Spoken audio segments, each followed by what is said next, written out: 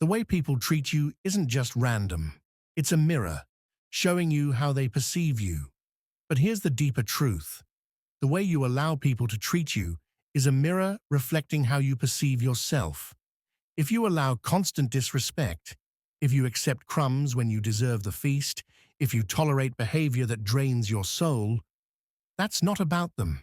It's about you, your boundaries. They're not walls meant to isolate you. They're signposts, silently telling the world, this is how much I value myself. This is how much I respect who I am. And if you never raise those signposts, if you never demand a higher level of respect, then don't be surprised when people hand you whatever scraps they feel like giving. Because here's something most people don't want to face. The standard of treatment you accept becomes the standard everyone gives you. The truth is, no one's opinion about you should carry more weight than your own. It doesn't matter if the crowd cheers or boos. It doesn't matter if someone calls you great or worthless. What matters, what actually sets the course of your life, is the opinion you hold about yourself when the lights are off, when no one's watching, when it's just you and your thoughts. If deep down you don't think you're worth respect, you'll settle for disrespect. If you don't see your own value, you'll keep begging others to validate you. But here's the paradox. The validation you chase will never fill you, because the only validation that truly counts is the one you give yourself. Think about it. Why do some people walk into a room and immediately command attention without even speaking? It's not their clothes. It's not their money. It's not some invisible magnetism gifted by the universe. It's because they see themselves as worthy, and they live as though they're worthy. And because they hold themselves to that standard, the world has no choice but to rise to meet it. The problem is, too many people live in the opposite direction. They shrink themselves. They bite their tongue. They pretend they're okay with being mistreated, just to keep the peace. But keeping the peace at the expense of your dignity is not peace, it's surrender. And every time you surrender your worth, you reinforce to yourself that maybe, just maybe, you don't deserve better. But you do. Let me ask you a hard question. Who benefits when you undervalue yourself? Certainly not you, not your future, not your destiny. The only ones who benefit are the people who take advantage of you. The ones who know you'll say yes when you want to say no. The ones who know you'll stay quiet instead of standing tall. The ones who know you'll keep showing up even when they give you the bare minimum. You see, the cost of not raising your standards isn't just about tolerating bad behavior. The cost is your future self, the dreams you never chase, the opportunities you never see, the voice you silence so others can feel comfortable. And slowly, without even realizing it, you become a watered-down version of yourself, living not as who you could be, but as who others prefer you to be. That's not life. That's imprisonment. So what's the alternative? You stop looking outward for your value, and you start looking inward. You begin to see yourself the way the Creator sees you, full of worth, full of potential, crafted with intention. Because if you don't anchor your worth in something unshakable, life will always toss you back and forth between other people's opinions. One person praises you, you're high. Another person criticizes you, you're crushed. Back and forth, endlessly, until you forget who you even are.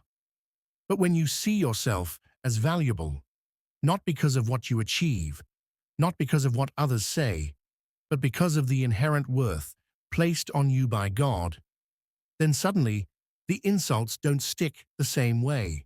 The disrespect doesn't feel acceptable anymore, and the bare minimum isn't enough for you to stay. You start demanding more. Not out of arrogance, but out of respect for yourself. Raise your standards, and the world will adjust. People will either rise to meet the new level you've set, or they'll fall away. And both outcomes are a blessing.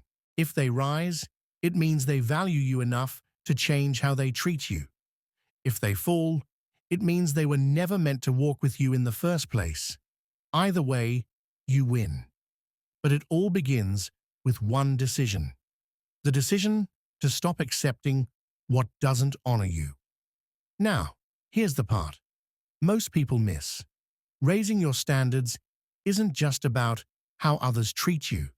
It's also about how you treat yourself. What time do you wake up? What habits do you feed your mind and body? Do you speak to yourself with encouragement? Or do you constantly tear yourself down? Do you invest in your growth? Or do you waste away your potential in distractions? The boundaries you place on your life aren't just about keeping others in check.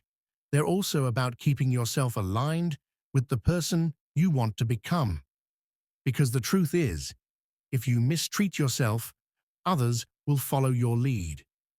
If you ignore your health, others won't care about it either. If you neglect your dreams, others won't fight for them. If you fail to respect your time, don't expect others to respect it. The standard starts with you. So here's the challenge. Take an honest look at your life and ask yourself, where have I been settling? Where have I been tolerating behavior that diminishes my worth? Where have I been lowering my standards just to be accepted, just to be liked, just to avoid being alone? And then ask the harder question. What would my life look like if I raised those standards? If I demanded more from myself? If I demanded more from others? If I finally decided to stop settling for less than I deserve? Because once you raise them, you'll notice something remarkable. The world starts shifting.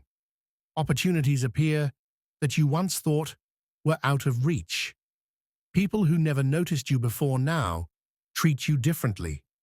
And the ones who refuse to respect your worth, they fade away, making room for those who will. At the end of the day, your life is not defined by what people hand you. It's defined by what you accept. So stop accepting less. Stop apologizing for expecting more.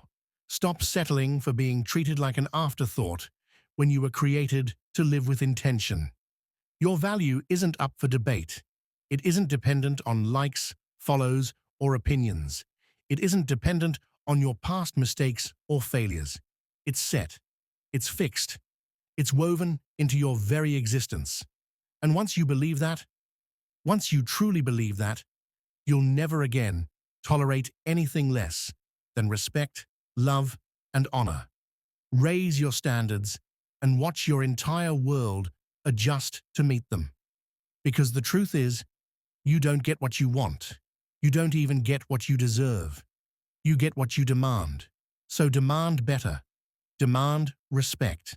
Demand love that matches the value of your soul.